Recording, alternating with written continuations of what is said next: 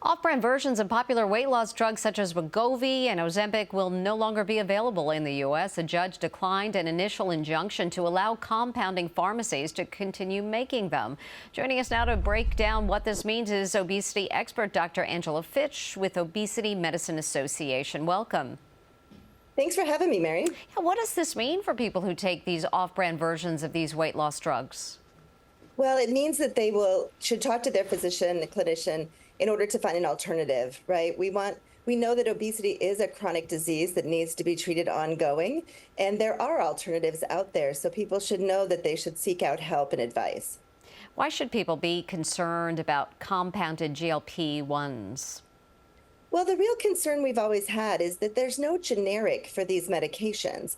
The generic names of these medications are semaglutide and tirzepatide, but there's no actual generic, FDA-approved generic active pharmaceutical ingredient to use within those compounded products.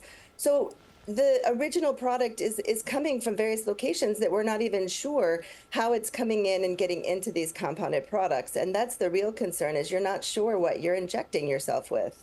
What should people do if they've been taking a compounded product? Well, they should definitely talk to their physician, about it. And as I mentioned earlier, get on something else, right? Because again, we feel that the risk of injecting something that you don't know exactly what it is something that you should take seriously, and take something that is safe and effective as proven by the FDA and others. What should patients know about the risks behind taking a compounded medication to treat obesity or diabetes?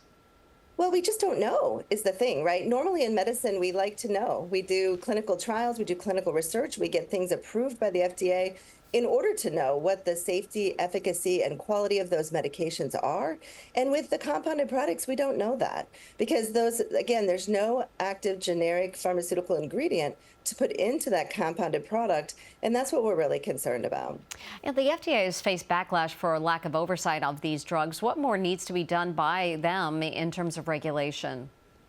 Well, I think they need to continue to enforce the regulation if there is, there's no longer a shortage, so therefore the compounding isn't there to continue, and they should enforce that so that they can actually, we can actually keep millions of Americans with the disease of obesity safe. Obesity expert Dr. Angela Fitch with Obesity Medicine Association. Thanks so much for joining us. We appreciate it. Thanks for having me.